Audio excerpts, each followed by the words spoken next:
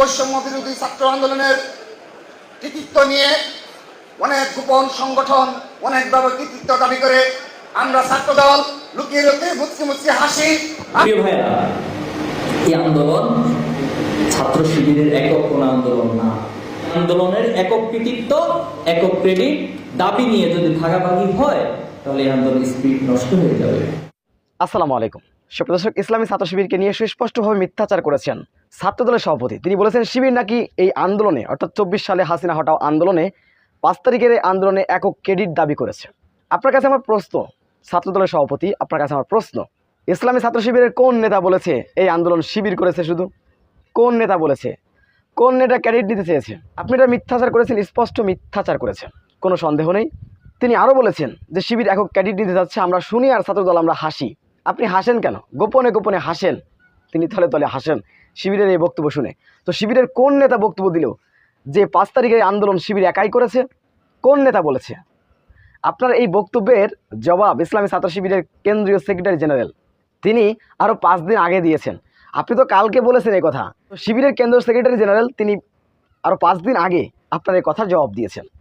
দেখেন, সেটি আপনাদেরকে দেখাবো। তার আগে কি কথা বলতে চাই, হাসিনার মতন গুজববাজ, আওয়ামী লীগের মতন গুজববাজ, ছাত্রলীগের মতন গুজববাজ, তারা ইসলামী ছাত্র শিবির জামাত ইসলাম সম্পর্কে গুজব তৈরি করে মিথ্যাচার করে তাদেরকে কিছু করতে পারেনি, আরও শক্তিশালী করেছে। তাদের এই গুজবগুলো জামাত শিবিরের পক্ষে হয়ে কাজ করেছে। মানে তারা যে গুজবগুলো দিয়েছেন জাতি দেখেছে হাস্যকর। আর আপনারা আজকে যে গুজবগুলো তৈরি করছেন, মিথ্যাচার করছেন, স্পষ্ট মিথ্যাচার। আপনি একজন ছাত্রদলের কেন্দ্রীয় সভাপতি, কোনো ভিত্তি ছাড়া, কোনো তথ্য প্রমাণ ছাড়া আপনি যে কথাটা বললেন যে আমার ইসলামী ছাত্র শিবির এককভাবে তারা এই আন্দোলনের ক্রেডিট দাবি করছে, কে বলেছে? শিবিরের কোন কেন্দ্র নেতা দাবি করেছে? কেউ দাবি করেনি, কেউ দাবি করেনি। উল্টে আরও 5 দিন আগে শিবিরের কেন্দ্র সেক্রেটারি জেনারেল তিনি স্পষ্ট করে বলেছেন। তো তিনি বিষয় নিয়ে বিস্তারিত কথা বলেছেন, আমরা তার মুখ থেকে জেনে আসবো, তাহলে বুঝতে পারবেন ছাত্রদলের সভাপতি তিনি স্পষ্ট মিথ্যাচার করেছেন।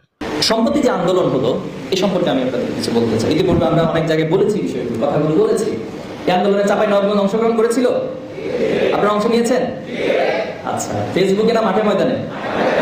আসলে চাঁপাইনবাবগঞ্জ সারা জীবনই মাঠে থাকে। আমরা কোরআন দিবসের মাধ্যমে চাঁপাইনবাবগঞ্জকে চিনেছি সর্বপ্রথম। চাঁপাইনবাবগঞ্জ কি এর ইতিহাস বাংলাদেশের প্রেক্ষাপটে যে কোরআন দিবস রয়েছে, এবং কোরআন দিবস শুধু নিছক একটি দিবস না, কোরআনের জন্য যে মানুষ কিভাবে করে নিজের জীবনকে উৎসর্গ করে দিতে পারে চাঁপাইনবাবগঞ্জবাসী সেটা বাংলাদেশের দৃষ্টান্ত স্থাপন করেছে, আলহামদুলিল্লাহ। প্রিয় ভাইরা, এই আন্দোলন ছাত্র শিবিরের একক কোনো আন্দোলন না। এই আন্দোলন ছাত্রদলের একক কোনো আন্দোলন না।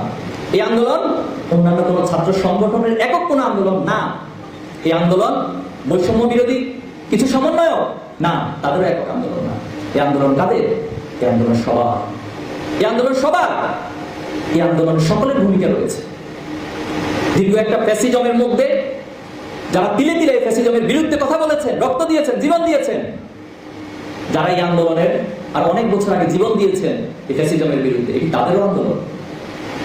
এই আন্দোলন অনেক মায়ের চোখের কান্নার আন্দোলন, অনেক পিতার আহাজারের আন্দোলন, অনেক পরিবারের ভাই বোনদের আহাজারের আন্দোলন। এই আন্দোলন অনেক পানি নিয়ে রাস্তায় রাস্তায় ঘুরেছেন, তাদের আন্দোলন। খাবার নিয়ে রাস্তায় ঘুরেছেন, তাদের আন্দোলন। অনলাইনে ক্যাম্পেইন করেছেন, জীবনের ঝুঁকি নিয়ে অনলাইনে লেখালেখি করেছেন, এটি তাদের আন্দোলন। অনেক ভাইরা বিদেশ থেকে রেমিটেন্স বন্ধ করেছেন, তারা বিভিন্ন ইউনিভার্সিটির সামনে প্রতিবাদ করেছেন। আমরা দেখেছি যে দুবাইতে একটা অংশ প্রতিবাদ করতে গিয়ে তাদেরকে গ্রেফতার করা হয়েছে, আলহামদুলিল্লাহ এখন তারা ছেড়া পেয়েছেন, এটি তাদেরও আন্দোলন। এখানে অনেক মাস্টার মাইন্ড ছিল, কিন্তু এখন আমি যদি এককভাবে দাবি করি আমি চূড়ান্ত master mind, this is wrong concept, এবং আপনি আন্দোলনের স্পিরিটকে নষ্ট করে দিচ্ছেন, মেহেরবানি করে এই কাজ করবেন না কেউ। এই আন্দোলন সবার। এই আন্দোলন ছোট্ট ছোট্ট চিন্তাগুলো একসাথ হয়ে দীর্ঘদিনের মানুষের অন্যায়ের বিরুদ্ধে সহ্য করতে করতে তাদের ধৈর্যের এক বাঁধ ভাঙা বহিঃপ্রকাশ। এই আন্দোলনের স্পিরিট ছিল ঐক্যবদ্ধ স্পিরিট। সেদিন কেউ কারো নিজের ব্যক্তি পরিচয়, দলের পরিচয়ের কথা মাথায় রাখে নাই। সবার পরিচয় ছিল আমরা মাজলুম, আমরা জুলুমের শিকার হয়ে আসতে দীর্ঘদিন যাব। আমি বিভিন্ন হসপিটালে, বিভিন্ন শহীদ পরিবারে অনেকের সাথে কথা বলেছি। কেন গিয়েছিলেন আন্দোলনে? ভাই, দেখছি যে জুলুম হচ্ছে, অন্যায়ভাবে মানুষকে হত্যা করা হচ্ছে। একজন তার চেয়ারকে রক্ষা করার জন্য, তার ক্ষমতাকে ধরে রাখার জন্য অসংখ্য মায়ের বুক খালি করছে।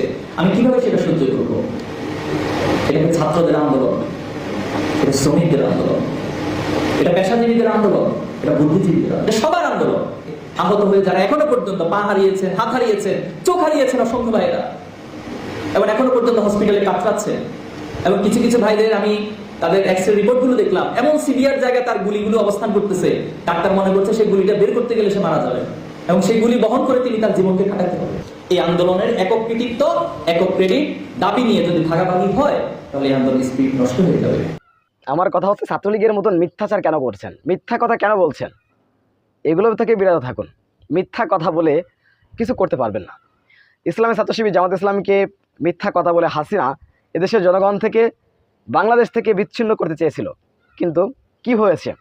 সে নিজে বিচ্ছিন্ন হয়ে গেছে জনগণ থেকে, এবং তাকে পালিয়ে যেতে তিনি পালিয়ে যেতে বাধ্য হয়েছেন। অতএব মিথ্যার পরে ভিত্তি করে কোনো ইতিহাস হয় না, মিথ্যার পরে ভিত্তি করে কোনো বিপ্লব হয় না। অতএব শিবির সম্পর্কে এই মিথ্যাচার আপনি করেছেন, সুস্পষ্ট মিথ্যাচার করেছেন, এটি আপনার ক্ষমা চাওয়া উচিত। আপনারা কি বলেন? অবশ্যই আপনাদের মূল্যবান মন্তব্য জানাবেন। সবসময় সত্য নির্ভেজাল তথ্য পেতে স্বাধীন বাংলা ইউটিউব চ্যানেল সাবস্ক্রাইব করে আমাদের সাথে থাকুন। আসসালামু আলাইকুম রহমতুল্লাহি ওয়া বারাকাতুহু।